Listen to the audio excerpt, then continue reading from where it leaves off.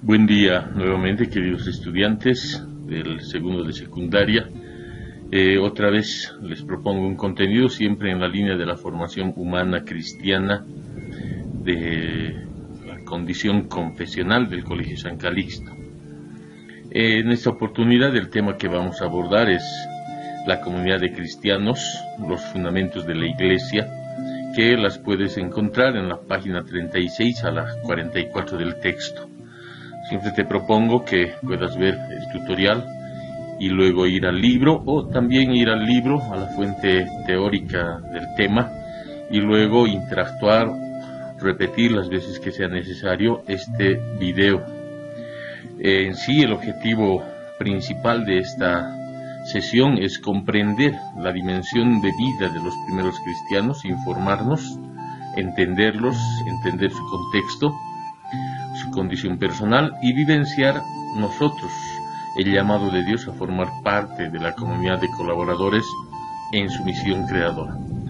Esperemos que todo marche bien y podamos llegar a feliz término en esta lección, sobre todo pensando en que estamos llamados a ser colaboradores en la obra creadora de Dios. Continuemos.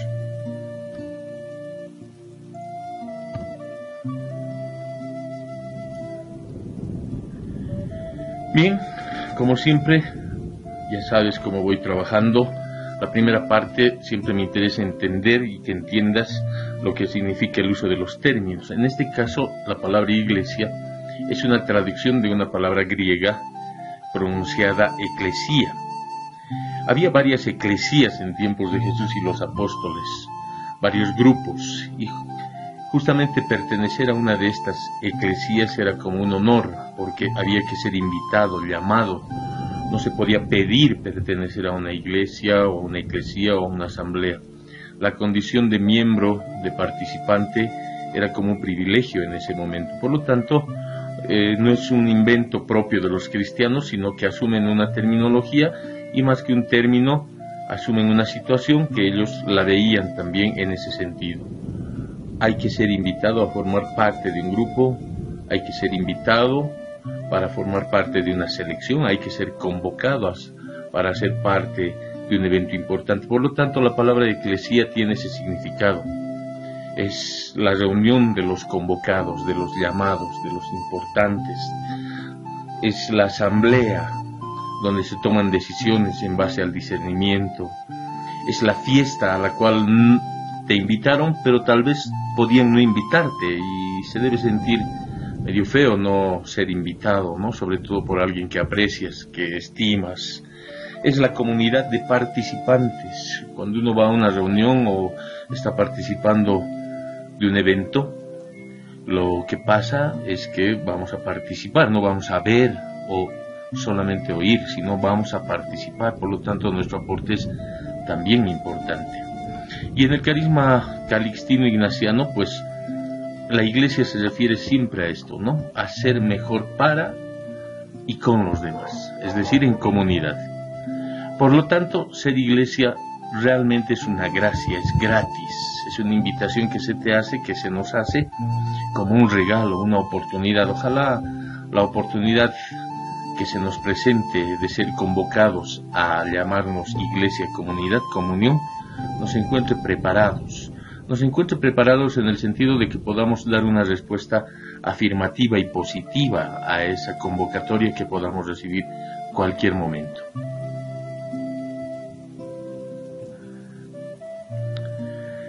Hablemos un poco de la explicación humana del origen de la iglesia. ¿Por qué digo humana? Porque toda estructura siempre está conformada por personas que son imperfectas, pero por naturaleza los humanos intentamos siempre agruparnos, ya sea en la barra de una de las curvas del estadio, ya sea para reclamar alguna situación del barrio, ya sea para pasar un momento divertido, puede ser también político, armar asociaciones para administrar de buena manera un municipio, una región, un país, puede ser también cultural, asociarnos para expresar a nuestra manera el folclore, las creencias que tenemos, el baile, el arte, la música, en fin, es de nuestra naturaleza humana siempre unirnos Acuérdate que tal vez algunas travesuras nunca las has hecho solo, siempre en compañía de primos, de amigos, de hermanos pequeños, de compañeros de curso. Por lo tanto, agruparnos es siempre parte de la esencia humana. En lo religioso, en cambio, no hay motivo para agruparse. ¿Por qué? Porque la parte religiosa de la Iglesia conlleva una invitación a la persona, y en toda libertad esa persona aceptará o no esa invitación. Por lo tanto, a diferencia de otro tipo de asociaciones, como pueden ser las deportivo-culturales o políticas, la asociación religiosa, llamada Iglesia, depende de una invitación.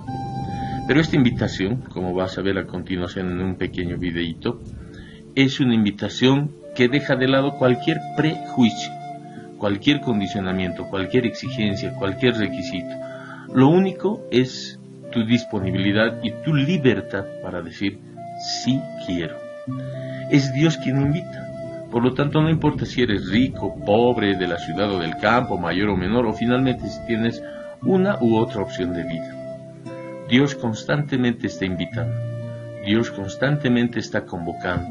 Dios constantemente está pidiendo tu ayuda para potenciar su obra creadora. Quiere que seas colaborador, quiere que seamos colaboradores. Te dejo este pequeño microvideo para que entiendas de mejor manera esta situación de la explicación humana de la Iglesia.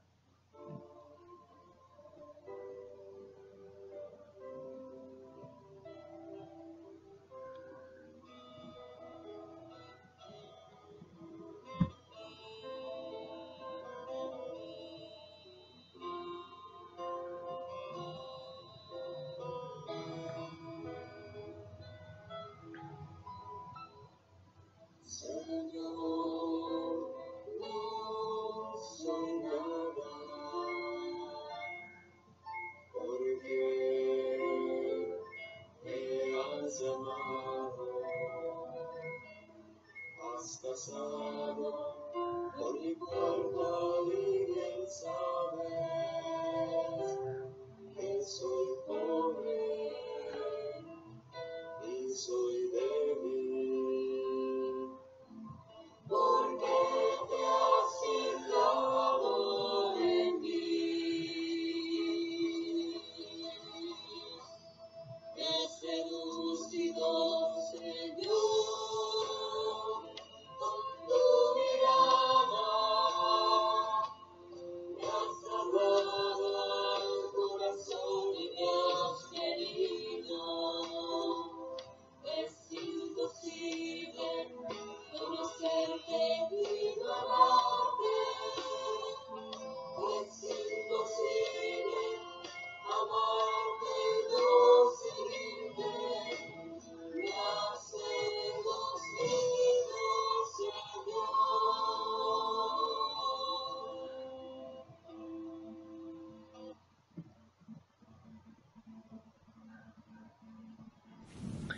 Pero ¿qué une a los que son invitados? ¿Qué une a los que tienen a Cristo, Jesús el Cristo, el elegido, como líder? ¿Qué los une? Sabiendo que su líder ha muerto de la peor manera. ¿Nos atrae morir de la misma forma? Yo creo que los cristianos sabemos que la muerte no es el último momento de nuestra vida, sino más bien es el paso hacia una vida mejor. Por eso es que tenemos en la memoria a seres que han pasado a esta vida eterna y rogamos a Dios porque sea así, que gocen de su presencia. A pesar de que ellos no están con nosotros, siguen en nosotros, siguen con nosotros. Por eso la unión de los cristianos es la invitación a sentirse comunidad. Ahí radica el sentido de unión, de comunión. Estamos invitados a la fiesta. Acuérdate, cuando nos invitan a una fiesta, muchas veces preparamos con anticipación a qué hora vamos a llegar, con quiénes vamos a ir, a qué hora nos vamos a retirar. Realmente es un acontecimiento. Y después de la fiesta, días después, seguimos comentando. Pues esto es lo que une a los cristianos. Saber que a pesar de que alguna vez no has hecho bien las cosas, eres invitado, eres convocado. A pesar de que tengas momentos de mal carácter o de mal responder, pues eres parte de esta comunidad y esta comunidad te va a respetar en tus momentos emocionales. Pero no solo es saber, sino también es sentir, y en este caso sentirse invitados a la comunidad. Esto es lo que nos une. Sentimos que somos parte de una comunidad. Recorre toda nuestra humanidad este sentimiento de pertenencia a una comunidad, pertenencia al colegio, a la iglesia, al barrio, a la familia, al hogar. Sentimos, actuamos como estamos sintiendo y muchas veces hasta expresamos lo que estamos sintiendo. Pero además de saber y sentir es actuar respaldados y cuidados por la comunidad. Piensa en tu hogar en este momento. Estás actuando respaldado por tu comunidad, estás aprendiendo respaldado por tus papás. Y ellos están saliendo a trabajar respaldados por ti, porque saben que estás haciendo las cosas que tienes que hacer y cuidándote sobre todo. Por lo tanto, saber, sentir, actuar, y en algunos momentos cuando haya dificultades o haya que tomar decisiones en comunidad, en el colegio, en la iglesia, en la familia, discernir lo mejor para la comunidad. Recuerdo por un momento cuando a ti inclusive te han preguntado qué opinabas sobre alguna situación que iba a involucrar a toda la familia, como trasladarse de casa, ir a vivir a un departamento. Piensa en los papás, que muchas veces dialogan, algunas veces tal vez discuten, pero es para encontrar la mejor opción. Esto se llama discernir. Mejor si hay un discernimiento, llamando a Dios a que ese discernimiento sea también en la presencia de Dios. Estos 4 momentos, estas 4 dimensiones, estas 4 potencias de la persona humana, el saber, el sentir, el actuar y el discernir, son elementos que unen a la comunidad. Por lo tanto, no es necesario estar juntos, sino unidos. Por eso el sentido de unión en los cristianos. Así como hay una explicación humana, hay una explicación política del origen de la Iglesia. Acordate de ciencias sociales. El Estado significa territorio, población y gobierno. ¿Cuál es el gobierno de la Iglesia? Pues la Iglesia misma. Hay alguien que es nuestro líder, pero somos nosotros los que actuamos personal y responsablemente en la Iglesia. ¿Cuál es la población? Pues todos los fieles, desde el Papa hasta el último de los cristianos, pasando por sacerdotes, religiosas, catequistas, laicos, que domingo a domingo, día a día, llevan adelante una devoción religiosa. ¿Cuál es el territorio de la Iglesia? Pues todo el mundo y el cielo. Padre nuestro que estás en el cielo. Por lo tanto, tiene también una dimensión política el origen de la Iglesia. Y esta dimensión política debe encontrar al grupo de personas sólido y firme. Por lo tanto, unidos, no juntos, pero en comunión. Intentando llevar la misma experiencia, pero cada uno a su modo. Algunos como jóvenes, otros como mayores, otros como casados, otros como divorciados, otros como solteros, otros en el campo y otros en la ciudad, pero cada uno se siente unido a una comunidad y por lo tanto responsable. El grupo de personas debe estar preparado además para mantenerse firme ante las dificultades. Fíjate, hoy en día dentro de la misma iglesia hay dificultades, pero el resto de personas estamos para colaborar, no para echarle más piedras. Alguna vez en tu casa ha debido haber algunos inconvenientes, ya tú lo sabes. Pero debe mantenerse firme el hogar, la comunidad ante las dificultades. ¿Y cuál es la receta? Discernimiento en la voluntad de Dios. La Iglesia también tiene un origen político al pensar en sus fortalezas. ¿Qué es lo de bueno que tiene? ¿Cuáles son sus cimientos?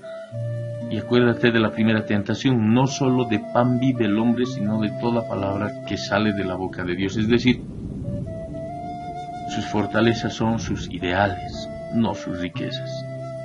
Nuevamente voy a que veas, recuerdes que en tu hogar hay más valores, más actitudes, más actos que están enmarcados en el respeto, en el amor y en la honestidad. estas son las riquezas de tu hogar, estas son las fortalezas de tu hogar. ¿Cuáles serán las fortalezas de nuestra iglesia? Pues justamente esto, los ritos, los símbolos, la misa, las velas, las flores, las imágenes, la Virgen. Estas son nuestras fortalezas. Saber que siempre Dios nos va a escuchar. Por más que lleves una vela pequeña o una vela grande, saber que Dios te va a escuchar. Y saberse en la alegría de que somos escuchados. Y sobre todo de que junto con Dios hay una comunidad que nos respalda. Hay una comunidad que está pendiente de nosotros. Por eso también decimos, ¿no? Confieso ante Dios Todopoderoso y ante ustedes, hermanos, que he pecado mucho de pensamiento, palabra, obra y omisión. He dejado de hacer cosas, pero aún así sigo siendo parte de esta comunidad. Siguen queriéndome y respetándome. Por lo tanto, esta es la explicación política del origen de la iglesia.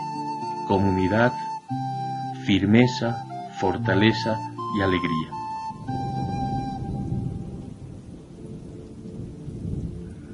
Y hemos pasado por la explicación humana y política, pero ¿cuál es la explicación religiosa del origen de la iglesia? Pues bien, como siempre, voy explicando algunas palabras para que las entiendas. Religión viene también de la palabra reelegir.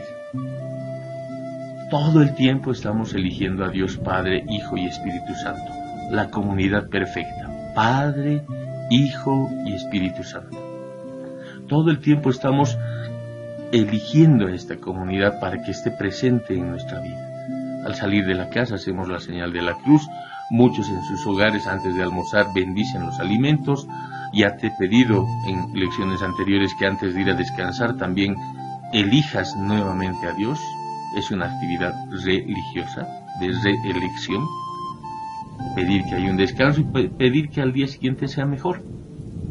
O que Dios nos dé la fortaleza para que uno mismo sea mejor. Religión también es religar. Todo el tiempo voy amarrándome, juntándome con Dios Padre, Hijo y Espíritu Santo. Todo el tiempo me quiero unir nuevamente a ellos. Religión es religar. Por lo tanto, todo el tiempo vamos haciendo oración.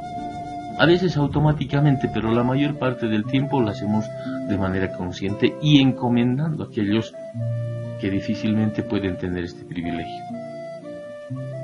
Es más, tal vez reelegir no sea un privilegio, sea una responsabilidad, pero en libertad. Religión es también releer. Todo el tiempo voy interpretando la voluntad de Dios Padre, Hijo y Espíritu Santo. Dios Padre, Creador, Dios Hijo, Salvador y Dios Espíritu Santo, Fortalecedor. Todo el tiempo estoy pidiendo poder ver con los ojos de Dios, poder oír con los oídos de Dios. Acuérdate en el tema de la oración. Hablar con Dios hasta encontrar el silencio, cuando Él y yo seamos uno solo. Por lo tanto, la explicación religiosa del origen de la iglesia está asentada en estas tres dimensiones. Religión es reelegir, es religar y releer.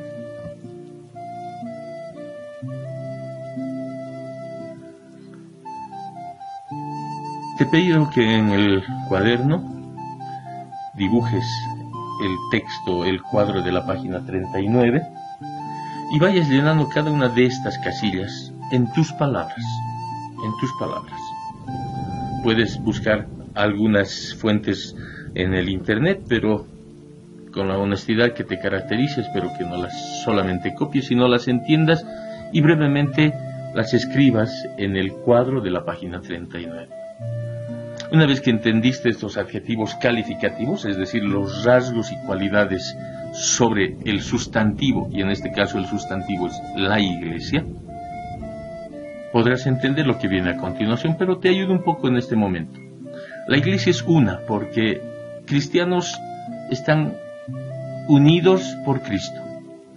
No importa si son mormones, luteranos, adventistas, metodistas, católicos, evangelistas, somos una sola iglesia.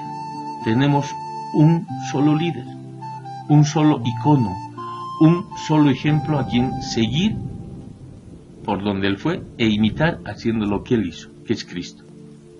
Por lo tanto es una, en distintas maneras de vivir, a la manera católica, con nuestras imágenes y nuestra misa, a la manera luterana, con el estudio de la Biblia, a la manera adventista, con su descanso el sábado, a la manera mormona, con su incansable posibilidad de ser misioneros, pero es una, y es santa, porque tú eres santo, tu papá y tu mamá son santos, tendrán sus errores, como todo humano, pero somos santos.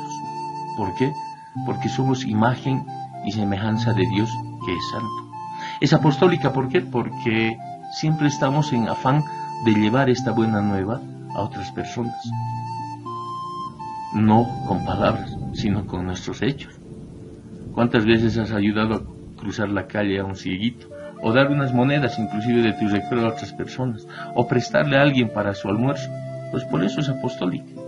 Estamos haciendo lo que él hizo, tomar partido por los más necesitados. Es católica. Católica no quiere decir precisamente universal, sino integradora.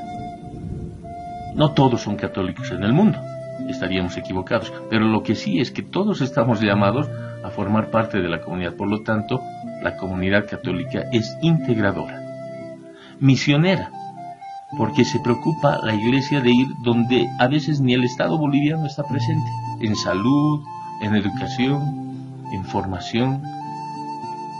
Por eso es misionera. Sale de sí misma, desde su experiencia de fe, para llevar la buena nueva con sus actos al resto de las personas. Es ecuménica. Ecuménica es una actitud o un adjetivo calificativo que quiere decir dialogante. La Iglesia no está cerrada a hablar con musulmanes, judíos, ortodoxos, islamitas. No está cerrada. Y no quiere que los musulmanes se conviertan al catolicismo. Lo que quiere es que los musulmanes sean buenos musulmanes, que los judíos sean buenos judíos. Y respeta totalmente las tradiciones que cada una de estas religiones antiquísimas tiene. Y romana, ¿por qué romana?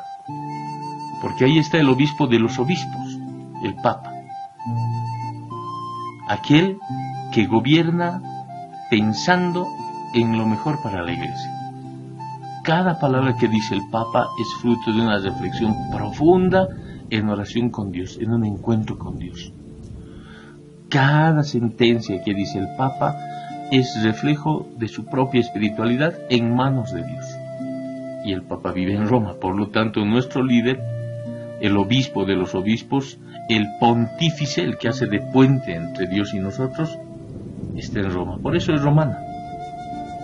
Esta es la explicación de los adjetivos de la Iglesia. ¿Qué dirás de estos otros calificativos o comparaciones?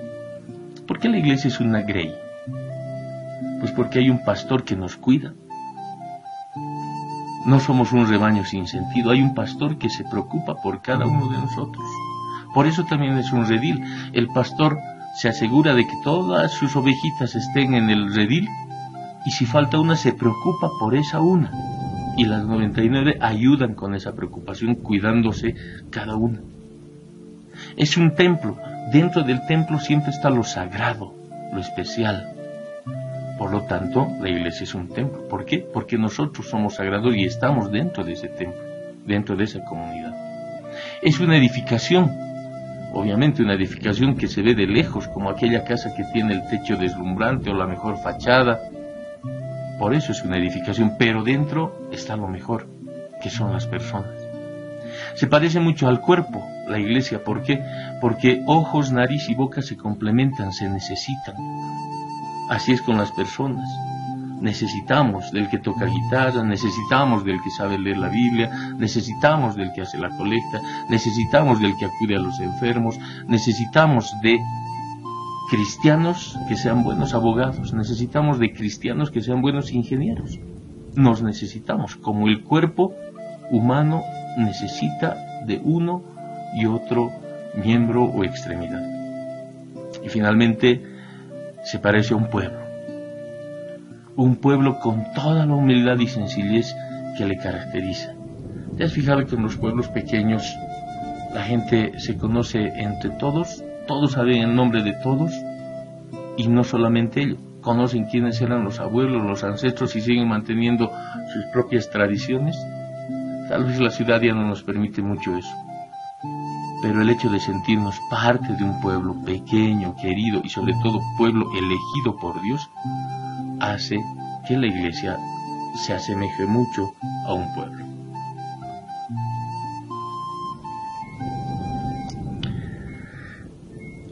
Tu casa, tu hogar, ¿será una pequeña iglesia? ¿Podrías afirmar con todo lo que te he explicado hasta ahora y lo que está en el libro que tu hogar, tu iglesia, tus papás, o tal vez solo tu mamá y tú, porque tal vez solo vives con ella, o tal vez solo tu papá y tus hermanos, porque tal vez solo vives con el papá, o tal vez los abuelos, porque la mayor parte del tiempo pasas con los abuelos, que te cuidan, te esperan, te ayudan? ¿Podrías decir que tu hogar, tu casa, es una pequeña iglesia? ¿Es una pequeña comunidad donde se aprende, se siente, se actúa, se discierne? ¿Que tiene un territorio que es el hogar, que tiene un gobierno que son los papás, que tiene una población que son todos los integrantes de esa familia? ¿Podrías decir que tu iglesia pequeña, doméstica, tu hogar, tiene una naturaleza humana? ¿Se han querido juntar para hacer familia? Pues fíjate, ahí está Jesús con sus papás, José y María. José se ha preocupado de darle una buena educación a Jesús, de transmitirle sus conocimientos, y María más todavía. Piensa lo que dice muchas veces la mamá, ¿no? Es la que mejor lleva la formación nuestra. El papá se ocupa de trabajar muchas veces, pero también está presente mostrándonos con su ejemplo de trabajo que está siempre esforzándose disciplinadamente, honestamente con su trabajo, y muchos de sus compañeros y su empresa hablan bien de tu papá. Fíjate esta otra imagen donde papá y mamá se ocupan de la educación con sus propias limitaciones. A lo mejor estos papás del campo no han podido ir a la escuela, pero a pesar de eso, lo que les gana, lo que les hace ser buenos papás, es la disponibilidad a ayudar a su hija. Fíjate esta otra familia, donde la familia total tiene momentos de alegría, de paz, de tranquilidad. No porque les falte problemas, sino porque han sabido solucionar sus problemas, han sabido discernir. La otra está una mamá con su hijita. Algunas familias son así, solo la mamá con los hijos, o con la hija, o con el hijo, pero no por eso deja de ser familia. Más bien la mamá cumple el rol también de papá, de autoridad, de tranquilizador, de consejera. Fíjate la otra imagen, ¿no? A mí me ha pasado. Como papá, a veces no he podido responder a mi hija, pero el cariño, el aprecio por ella, el respeto sobre todo, ha hecho que yo también vaya esforzándome en lo que tengo que hacer. Tal vez hay familias en las cuales viven solo con el papá y hace de papá y mamá, ¿no? A veces hasta para peinarle a la hijita. Mal peinada, pero la peina. U otras familias con los abuelitos, que están más para mimarnos, para querernos, para aguantar nuestras travesuras, pero no por eso dejan de ser una pequeña iglesia doméstica. ¿Podrás decir que tu casa, tu hogar es una iglesia doméstica? Yo creo que sí. Yo conozco a varios de ustedes, he hablado con varios de los papás, varias de las familias, conozco hermanos mayores, primos, tíos. Yo digo que tienes una pequeña iglesia doméstica en tu casa. Es un templo, es sagrado tu hogar. Allá adentro viven santos y santas. Allá adentro tienen sus propios ritos, sus propias fechas, sus propios colores, sus propios valores. Ahí tienen elementos que hacen recuerdo de dónde vienes y a dónde va esa familia. Fíjate los adornos en tu casa, seguramente hay pertenencias que han sido de la abuela, del abuelo. Por lo tanto, tu casa, tu hogar, es una pequeña iglesia. Formas parte responsable de esta comunidad. Bien, yo voy acabando y te dejo una última diapositiva. Como te decía, para que el Papa diga algo, tiene que pasar por mucho discernimiento, porque lo que va a decir va a ser casi palabra de Dios. con todo lo humano que es el Papa. Te invito a ver esta última diapositiva a modo de caricatura, pero muy profundo. El Papa Francisco, obviamente, desde la fe. La fe no te la va a dar nadie más que Dios. Puedes ver a tus papás que se arrodillan, hacen la señal de la cruz, van a misa, prenden una vela, pero esto es su experiencia de fe. Esto no te va a enseñar nadie. Podrás imitar lo que hacen tus papás, pero tendrás que actuar desde tu propia experiencia. Y las virtudes, es decir, aquellas fortalezas del pueblo, y sobre todo en este momento de dificultad, de riesgo, de peligro, estas virtudes, nos dice Francisco, que ha detectado 7 virtudes. La mansedumbre, el esperar pacientemente, pero en oración y colaboración a lo que pueda venir. La compasión, es decir, con fuerza, hacer las cosas desde lo más profundo de mi ser, no por pena, sino con pasión. La humildad, es decir, estar ubicados con los pies sobre la tierra. La magnanimidad quiere decir pensar siempre bien de los otros, el magno, el grande. Acordate de la lección, la amistad. El otro es el centro. Yo ya he dejado de ser el centro hasta que los dos seamos uno solo, amigos. Magnanimidad, pensar bien del otro. La solidaridad, la solidez dada al otro. La fortaleza contagiada al otro. Esta es la solidaridad, el desprendimiento de lo que yo pueda tener como seguridad en beneficio del otro. La paciencia, el saber discernir, el saber esperar, el saber pedir ayuda a Dios, y sobre todo la valentía. No está mal que tengamos miedo, yo también tengo miedo, me cuido, pero no por eso me encierro. El valiente es el que sabe afrontar sus palabras. Y permíteme leerte con calma el óvalo azul que el Francisco nos dice. ¿Cuánto tenemos que aprender de la resiedumbre del pueblo fiel de Dios, que siempre encuentra el camino para socorrer y acompañar al que está caído? Firma Francisco. Que tengas un bonito jueves, un bonito día, y pues ya nos estaremos viendo en otra oportunidad. Espero que hagas la tarea que te estoy dejando en la guía, en la hoja guía, y con esto puedas luego enviarme las fotos bien claritas, ya para que yo también pueda revisar de buena manera tu tarea.